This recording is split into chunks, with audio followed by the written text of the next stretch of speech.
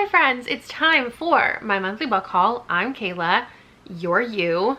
Don't need to explain it any further. I bought books, I'm gonna show you them. I don't really know how to categorize these, but I'm gonna try to figure it out as I go.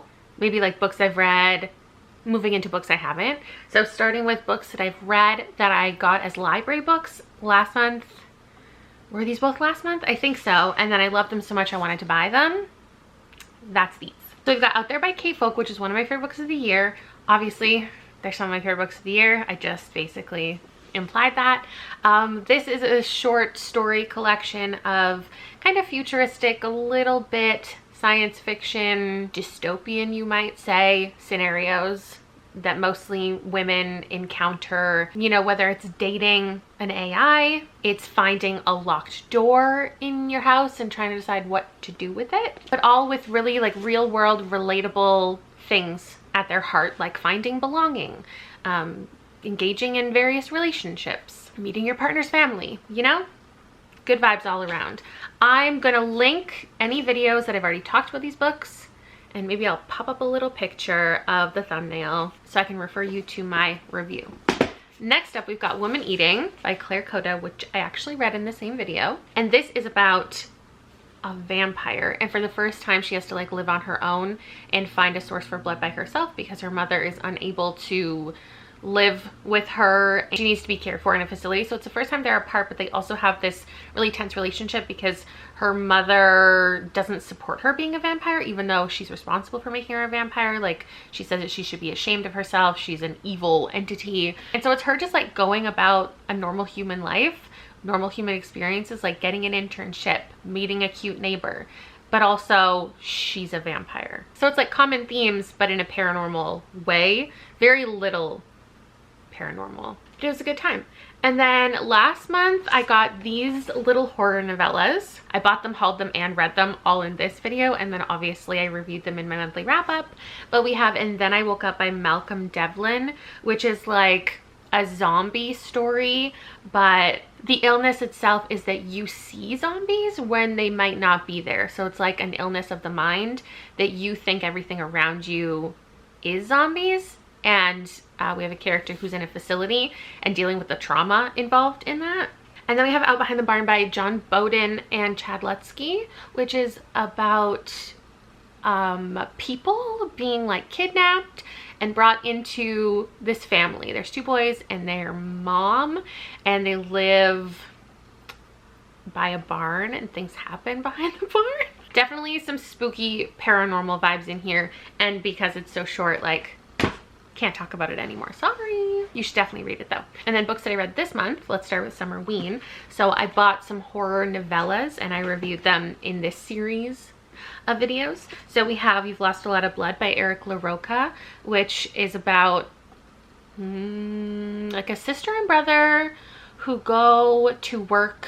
Well, she is bringing her brother with her on a job where they have to like live in this super fancy manor and work with this man who started this video game but like never finished it, and she's going to work on the game, but then the game, you know, takes over their lives. But also, and the pitch I feel like of the book itself is like the author of that story, and he's in a relationship with this guy, and it's their dynamic and what they do to other people, but then like the stories that he's telling as an author all in between. So it's like kind of a short story collection, but the main story itself with the video game, like that is 5 stars, incredible, one of my favorite things. So I read that. And then I also have Crossroads by Laurel Hightower, and this is about grief and motherhood, and it's a paranormal story where this woman goes to where her son died, and she spills blood there, and in order to like see his spirit, and it's about her desperation to see him again and what she'll do on that journey. And then I've got Fish Swimming in Dappled Sunlight by Rika. I must have not said this author's name the entire video. Okay, it's by Riku Onda, and it's translated by Allison Watts. Originally written in Japanese, it's the story of a man and woman and their one night where they spend their evening trying to get the other to confess to a murder that they think took place. So they went on this like mountain camping trip, hike back in the day, and somebody died while they were on it, and now they're trying to find out like the truth about what happened. But there's also a lot of truths that you as a reader get to find out about them and the situation throughout the story. It's like a slow psychological, I don't want to call it a mystery, thriller, or horror. Can I just say it's psychological? Is that a genre? I guess there are some mysteries to uncover, so I'll call it a mystery. I also read Just Like Home by Sarah Gailey, so I purchased it. There's something about me and pink horror right now. We're just having a moment, and it's really beautiful. This is about a woman who's going back to her home, her family home, and her father was a serial killer, and he killed people in their home. And now her mother is dying, and so she's returning. She's there to like witness her mother's death and figure out what she wants to do with the house after. There's also another man living on the property and her dealing with like what to do with him. It sounds like there's plot. There's not a lot of plot. It's mostly vibes, a lot of atmosphere, and it gets real weird at the end. Another gothic book that I bought and read is called They Drown Our Daughters by Katrina Monroe, and this is about multiple generations of this family. We're following a lot of different years and perspectives. It's got like seaside spooky paranormal vibes. There's something in the water that makes the women not want their daughters to go into the ocean. They also believe in mermaids, and there's like different museums and things dedicated to the mermaids of the area. There's also some like taxidermy places. It reminded me of a mix of like the Hollow Places a little bit, and then The Drowning Kind by Jennifer McMahon. It's a little bit forgettable. It says it explores the depths of motherhood, identity, and the lengths a woman will go to hold on to both. So if that intrigues you, there you go. I also, a lot of underwater situations. Our Wives Under the Sea by Julia Armfield is a really slow, if you want to call it a horror. I feel like a lot of books that I'm picking up lately, I don't know how to categorize them, or like I feel like they're perfectly for me, but I'm trying to make sure that I describe them properly so like the right person picks them up. Because like this sounds really weird, but it's not that weird and scary. It's more just about a relationship, and again, more vibes than plot. So we have one character, her wife just came back from a deep sea mission that ended in catastrophe, and so we get flashbacks to this mission. It's a little bit claustrophobic, it's underwater, and now that these women are back together, they've obviously both been through different experiences while the other has been gone, and it's altering her perception of her wife who's come back, a little bit changed and affected by what she went through. It's about falling in love, lost, grief, and what life there is in the deep, deep sea. I also picked up Juniper and Thorn by Ava Reed, which is a gothic horror fairy tale. I just thought it was so beautiful. And this reminds me of House of Hollow, but a very adult version. It's about sisters and their magic, and them like going out into the night and taking charge of their own like personalities and not just doing what their father wants them to do, but then kind of getting in trouble while they're out there. There's like a dancer that our main character falls for. They have a relationship. There's also like a monstrous presence, if I remember correctly. This is a little bit forgettable. I gave it a similar rating to House of Hollow, 2.53. Next up, I have The Pallbearers Club by Paul Tremblay. This is the one I've read most recently. You'll see a vlog about this coming weekend, I think. And it's about this guy writing a memoir. So the book kicks off with like a title page to his memoir where it says a memoir, and then you see a little annotation that scribbled it out. It says a novel. And so basically this guy is telling a story to us of his time in high school, and there are annotations on almost every page. And then also at the end of each chapter, there's like a couple pages of thoughts and annotations from his like best friend from that time named Mercy, and she's critiquing his writing and his memory and his perception of her, because basically he started this thing called the Pallbearers Club, where they help out at various like funerals for people who don't have a lot of family or can't afford a proper funeral, and they offer to be pallbearers for free. It's something to put on your college application, and like the pitch makes it sound like they get too into it and like paranormal things start happening, and like that's kind of the vibe, but not really. It's more like Mercy is just an odd character. He doesn't know where she came from, doesn't know who she is, how old she is. And there are some things that she does or things that happen while she's around that he interprets as paranormal, or like her being a paranormal entity. And so he's writing his memoir, like exposing all of the things that happened to him in his life. Meanwhile, she is like, that didn't happen that way. You can't possibly remember this conversation this well from 30 years ago. And it's just so fun and so meta, and I'm sure I will be talking about this so many more times this year, but here's the first time I'm talking to you about it as I hauled it. Another book that I hope to finish and include in the vlog is called The Wife Before by Shanora Williams. This seems to be an exploration of a really dark marriage. Whether it's the one that she's in or the one that her husband was in previously. So she is in like this blissful, perfect marriage. Her husband is like rich and successful and moves her out to his mansion. And then slowly she gets more secluded, and she finds like letters from his late wife that I think implied that he like killed her, or their relationship just wasn't as it seems. And I think things start to get dangerous for her as well. So that's that one. And then another book that I haven't even cracked it open, you guys. This is The House Across the Lake by Riley Sager. This is the book club pick for the month of July. July is coming swiftly to a close.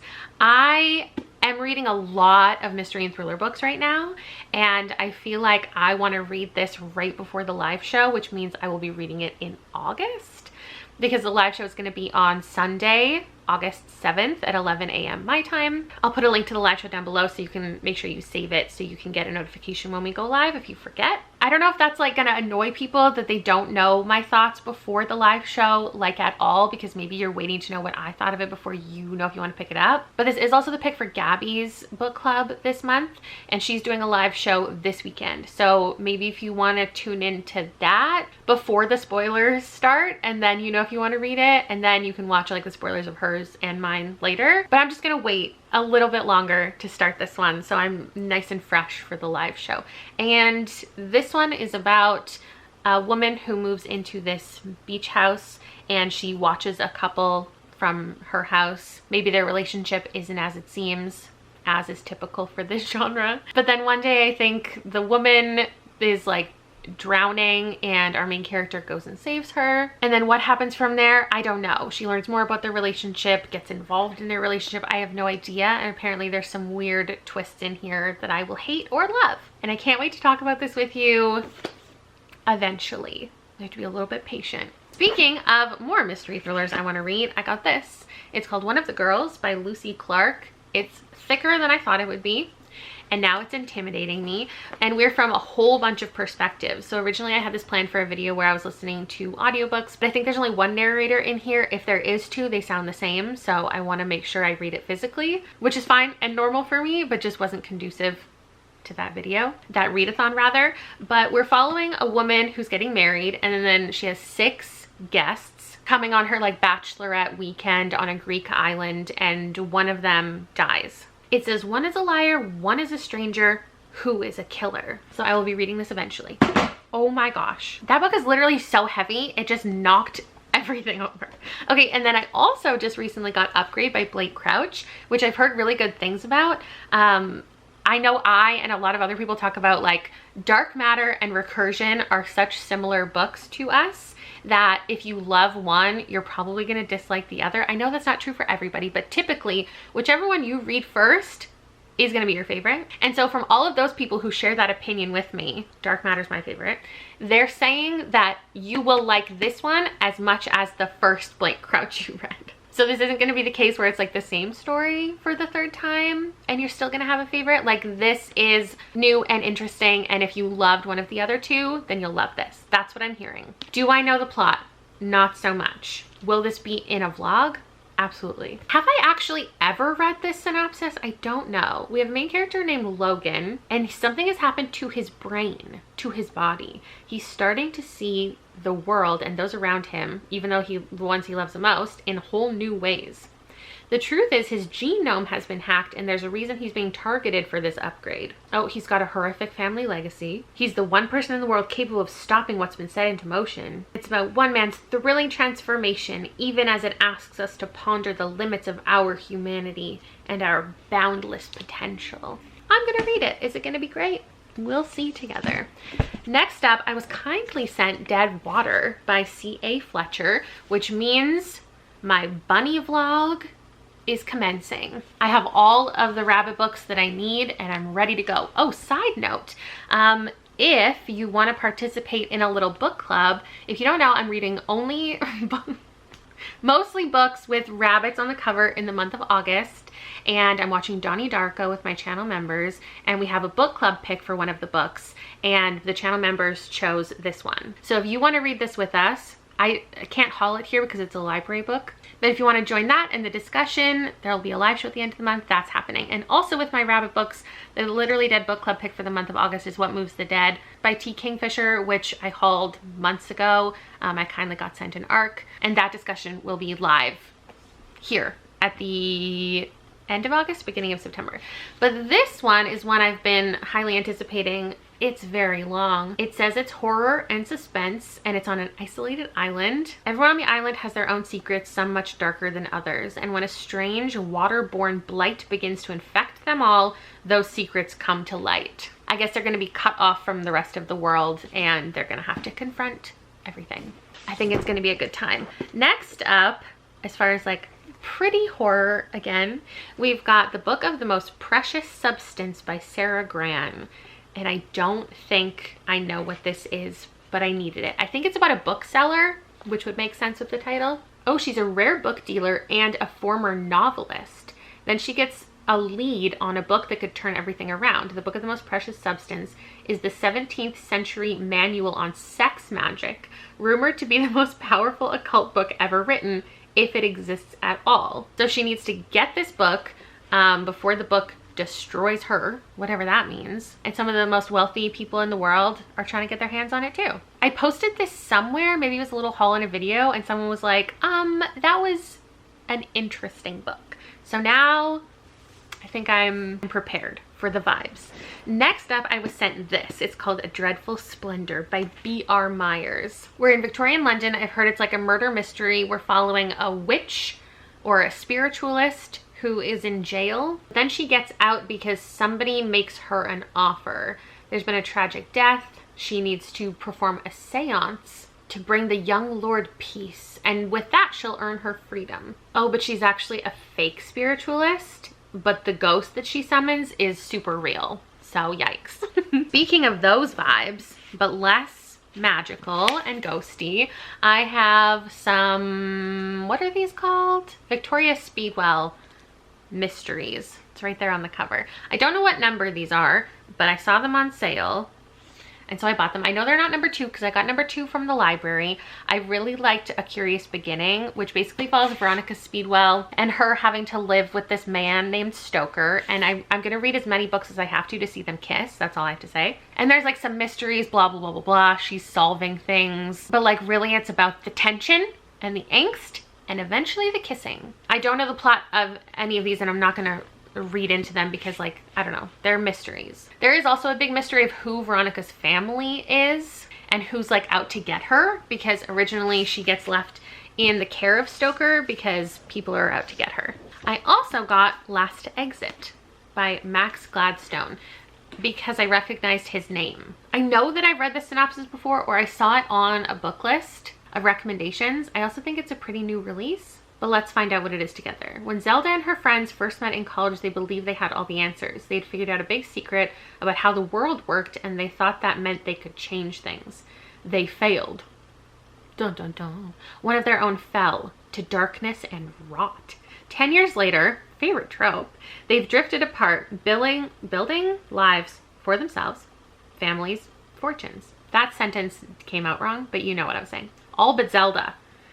She's still wandering the back roads of the nation. She's still fighting monsters. She knows the past isn't over. It's not even past. The road's still there. The rot's still waiting. They can't hide from it anymore because at long last their friend is coming home and hell is coming with her. Oh no. Ooh, can't wait for that tour. When did they go wrong? Truly.